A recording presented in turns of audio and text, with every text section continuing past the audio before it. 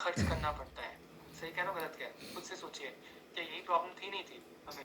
चौथा कि sir customer को एक्वायर तो कर लेता हूँ, लेकिन जो उसका एक्विजिशन का जो चार्ज है वो बहुत ज़्यादा है sir. Cost of customer acquisition, वैसे मैं नेक्स्ट स्लाइड में बताने वाला हूँ सर क्या मतलब है अगर आपको नहीं पता। So cost of customer acquisition बहुत हाई है सर। नेक्स्ट क्या प्रॉब्लम टाइम है?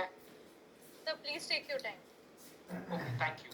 सो नेक्स्ट प्रॉब्लम क्या रहती है कि सर मेरी ना मार्केटिंग कैंपेन तो मैं करवा रहा हूँ, लेकिन है ना वो इफेक्टिव नहीं है, कस्टमर आ नहीं रहा है या उस पर क्लिक नहीं करता, लीड ही नहीं जनरेट हो पाती है। यहाँ सबसे बड़ी प्रॉब्लम क्या आती है कि वो इनकरेक्ट प्राइसिंग, यानी कि प्राइसिंग क्या रखूँ अपने प्रोडक्ट की, कैसे उसको प्राइसिंग को कैसे मार्केट करूँ, कौन सी प्राइसिंग सही है।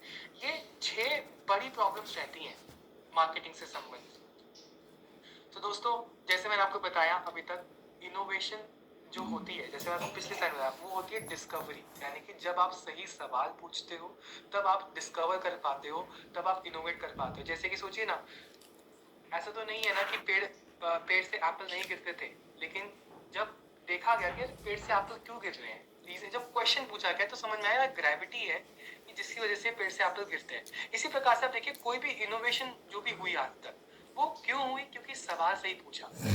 दोस्तों आप यहाँ पे आए, मैं भी आपसे सवाल के बारे में ही बात कर रहा हूँ कि अगर आज के बाद आज तक आपकी मार्केटिंग स्पेंड बहुत हाई रही है तो क्यों रही है? सोचिए कि क्या रीजन था। थोड़ा सा बैक ट्रैक कीजिए। आज तक हम क्या करते हैं ना, हम सिर्फ प्रॉब्लम की बात ही करते हैं। भैया मार्केट ऐसी चल रही है, पैसा लग रहा है लेकिन कस्टमर नहीं आ रहा, लेकिन कभी कोई सवाल नहीं पूछता। हम हर कोई, अगर मैं कुछ पूछ रहा हूँ कई बार कस्टमर से, सर आपका कस्टमर कौन है? कहते हैं सभी मेरे कस्टमर है भाई। या वो कहते हैं कि मैं अगर सस्ता माल बनाऊंगा तो मैं सबको माल बेच पाऊंगा। सबसे बड़ी भूल होती है, जिसकी वजह से आपका मार्केटिंग स्पेंड हाई रहता है।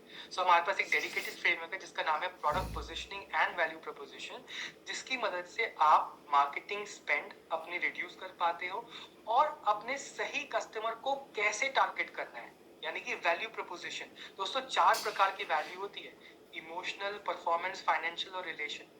ये आप सीखोगे हमारे साथ।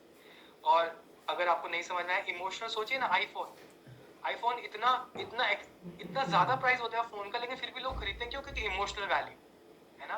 परफॉर्मेंस वैल्यू, जैसे फॉर एग्जांपल बाटा वीआईपी है ना, क्योंकि परफॉर्मेंस रिलायबिलिटी है जी, ड्यूरेबल है प्रोडक्ट। उसी प्रकार से आप सही वैल्यू प्रपोज करोगे और अगर सही कस्टमर को टारगेट करोगे तो आपका मार्केटिंग स्पेंड कम हो जाएगा। ठीक है, इनमें से एक प्रॉब्लम का मैं डिटेल में आपको बताऊंगा नेक्स्ट स्लाइड पे।